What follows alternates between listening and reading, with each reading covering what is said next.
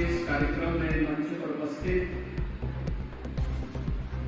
उत्तर प्रदेश विधान परिषद के सभापति माननीय श्री कुंवर मानवेंद्र सिंह जी, केंद्रीय मंत्री माननीय श्री भानु प्रताप वर्मा जी,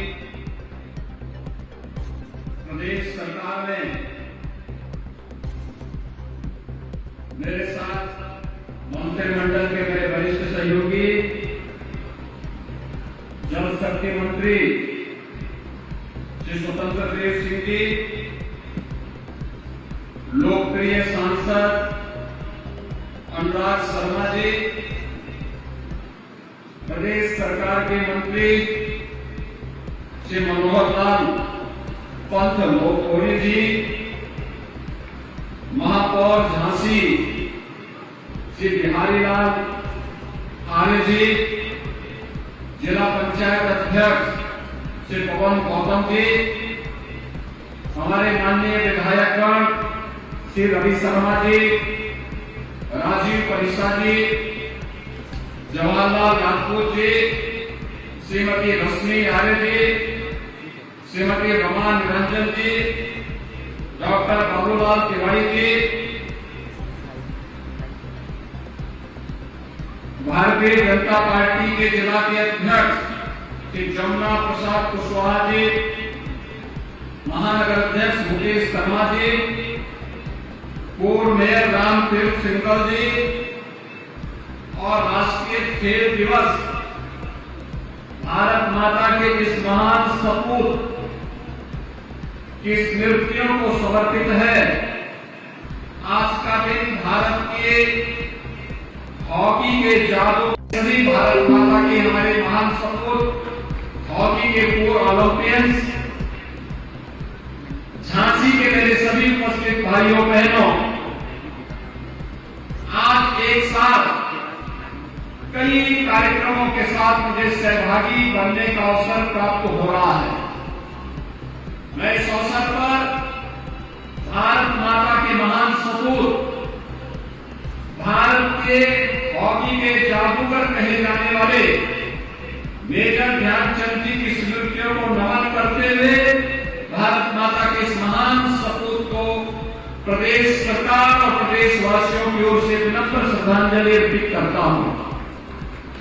भाइयों बहनों, हम सब जानते हैं कि भारत के राष्ट्रीय खेल हॉकी में 1928, 1932 और 1936 में 3 गोल्ड मेडल दिलाने वाला हॉकी का महान जादूगर न केवल एक उत्कृष्ट खिलाड़ी था, बल्कि भारत माता के प्रति अथाह सम्मान और श्रद्धा का भाव उनके मन में भरा हुआ था।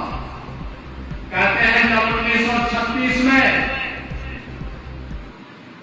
भारत ने ओलंपिक में गोल्ड मेडल जीता था, तब जर्मनी के चांसलर ने उन्हें जर्मनी की नागरिकता देने और कर्नल की उपाधि से सम्मानित करने के लिए उन्हें ऑफर किया था।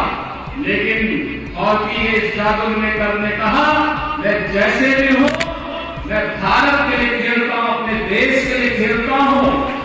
और उन्होंने एक झटके में इस प्रस्ताव को ठुकरा करके भारत के प्रति अपने अनुराग को व्यक्त किया।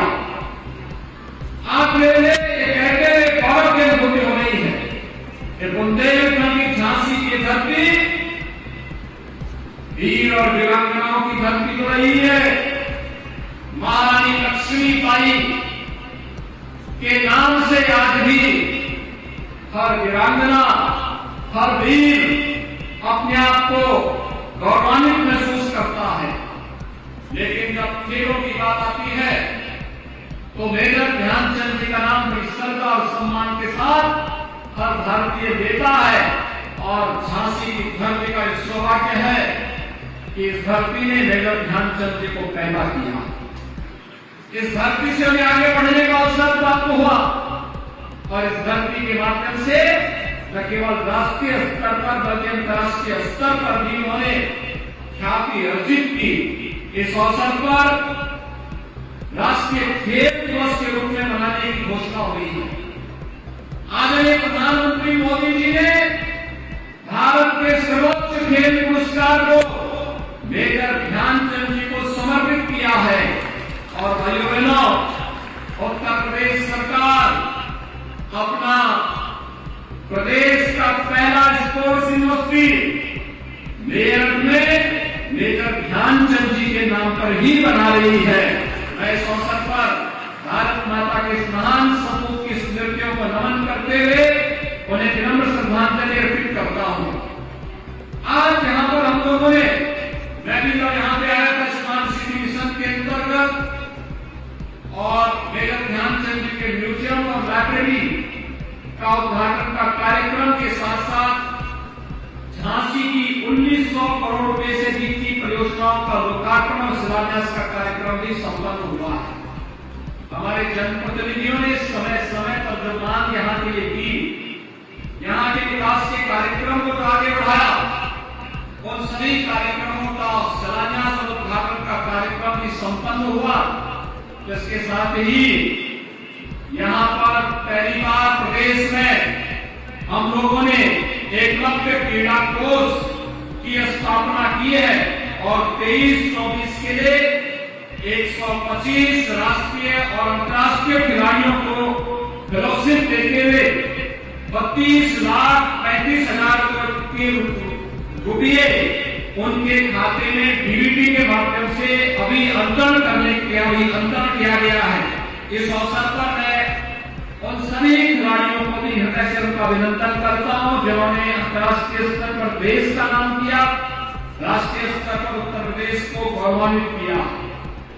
आज यहाँ पर 1900 करोड़ रुपए की जो परियोजनाएं हैं, उनमें से मुझे 2-3 परियोजनाओं को बहुत नजदीक से देखने का अवसर प्राप्त हुआ।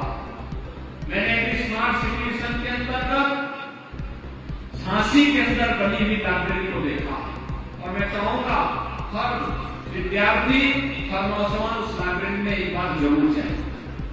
कितनी अच्छी लाइब्रेरी बनी हुई है। पहले क्या था, आज क्या है। स्मार्ट सिटी मिशन प्रधानमंत्री मोदी जी का मिशन है और मिशन के अंतर्गत बनी हुई लाइब्रेरी अपने आप में स्मार्ट सिटी मिशन की सफलता को एक नया आयाम प्रदान करता है। और साथ ही साथ यहाँ पर मेजर ध्यानचंद जी का म्यूजियम भी बनाया गया है। हर खिलाड़ी से हरिवा से मैं कहूंगा कि मेजर ध्यानचंद जी के प्रति समर्पण का भाव क्या है। यह म्यूजियम उसका मूर्त रूप है, आप उसको भी जरूर देखिएगा। आज बुंदेलखंड विकास की नई ऊंचाइयों को प्राप्त कर रहा है। भाइयों बहनों, जब मैं पहली बार बुंदेलखंड में आया था मुख्यमंत्री बनने के बाद, तो उस समय प्रधानमंत्री जी ने मुझे कहा था कि सबसे पहले बुंदेलखंड की ही यात्रा करना है। और भाइयों बहनों, मैं बुंदेलखंड आया था। जब मैं यहाँ आया था तो स्वतंत्र देव जी ने, यहाँ के माननीय जनप्रतिनिधियों ने मुझे कहा कि बुंदेलखंड में कनेक्टिविटी भी नहीं है और पानी की भी समस्या है। आज मुझे बताते हुए प्रसन्नता है भाइयों बहनों, जल जीवन मिशन में हर घर नल की योजना प्रभावी ढंग से क्रियान्वित हो रही है। हर घर की योजना जल जीवन मिशन में आज प्रभावी ढंग से लागू होने जा रही है और कुछ ही दिनों के अंदर हर घर तक आरओ का पानी हम लोग पहुंचाने में सफल होंगे।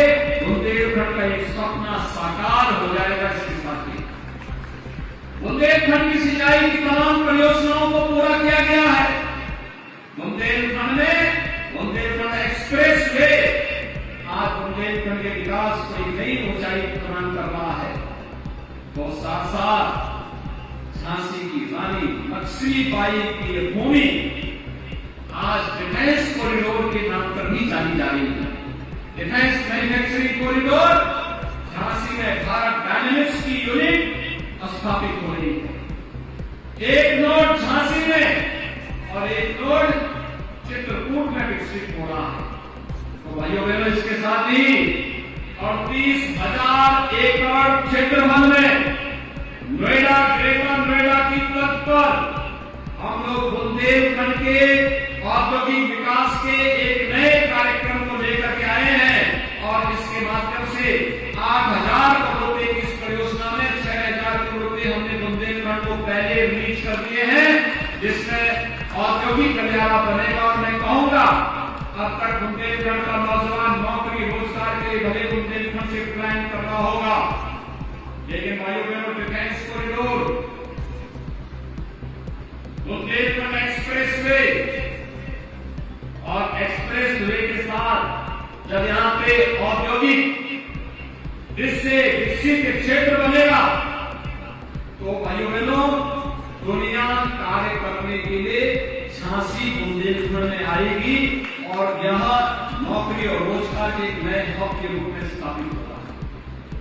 यह जो क्षेत्र विकसित हो रहा है, एक तरफ बुंदेलखंड एक्सप्रेसवे है, दूसरी तरफ कानपुर झांसी राष्ट्रीय राजमार्ग, और इसके बीच में बनेगा एक नया एयरपोर्ट जो झांसी के विकास को एक नई ऊंचाई प्रदान करेगा।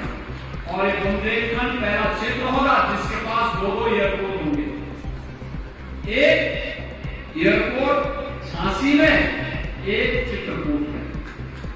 ललितपुर में भी हमारा फार्मा पार्क एक नई गति पकड़ रहा है। और भाइयों बहनों, जब आज बुंदेलखंड के विकास को हम देखते हैं तो मुझे बहुत अच्छा लगता है, सुखद अनुभूति होती है।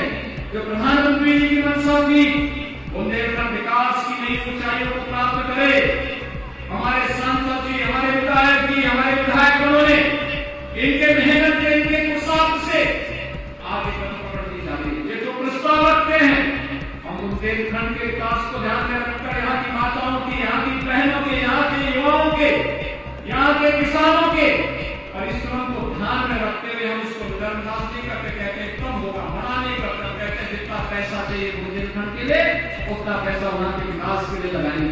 और आज मैं एक बार फिर से विशेष रूप से मैं यहाँ पर आया हूँ बुंदेलखंड की धरती को नमन करने के लिए, महारानी लक्ष्मीबाई की इस पावन धरा को नमन करने के लिए, और मेजर ध्यानचंद जी की इस पावन धरा को नमन करने के लिए विशेष रूप से आया हूं राष्ट्रीय खेल दिवस के अवसर पर अपने सभी खिलाड़ियों का अभिनंदन करने के लिए, जो राष्ट्रीय और अंतर्राष्ट्रीय स्तर पर भारत के गौरव को बढ़ाने का कार्य कर रहे हैं। हमारे इतने ज्यादा ओलंपियंस आज भी कितने मजबूती के साथ काम कर रहे हैं। और मैं खेल सचिव सुहास अग्रवाल, ये स्वयं ओलंपियन है। आपने देखा होगा टोक्यो ओलंपिक में इन्होंने भारत के लिए सिल्वर मेडल जीता। ओलंपिक में इनके खेल का एक अपना तरीका है, और वे स्वयं सचिव हैं, आरपीसी भारतीय टीम हॉकी टीम के कैप्टन रहे हैं, खेल निदेशक हैं। और मैं चाहूंगा ये जितने पुराने खिलाड़ी हैं, अंतर्राष्ट्रीय खिलाड़ी हैं, इन्हें कहीं न कहीं कोच के रूप में इन्हें अपनी टीम का हिस्सा बना करके, अलग अलग टीमों का हिस्सा बना करके इन्हें उत्तर प्रदेश सरकार के साथ जोड़ने की आवश्यकता है। अपने नवोदित खिलाड़ियों के प्रशिक्षण को आगे बढ़ाने की आवश्यकता है। राज्य सरकार खेल और खिलाड़ियों को, डबल इंजन की सरकार खेल और खिलाड़ियों को प्रोत्साहित करने के लिए पूरी प्रतिबद्धता के साथ कार्य करेगी। एक बार फिर से बुंदेलखंड वासियों को और खासतौर पर झांसी के जनता जनार्दन को, जिन्होंने हमारे योग्य जनप्रतिनिधियों को चुना, इन योग्य जनप्रतिनिधियों के परिणाम स्वरूप यहाँ पर विकास की परियोजनाएं आ रही हैं। 1900 करोड़ रुपए की परियोजनाओं के लिए उन्हें हृदय से बधाई देता हूँ, उनका अभिनंदन करता हूँ। और एक बार फिर से मेजर ध्यानचंद जी को उनकी पावन जयंती के अवसर पर विनम्र श्रद्धांजलि अर्पित करते हुए अपनी वाणी को विराम देता हूँ। धन्यवाद। जय हिंद।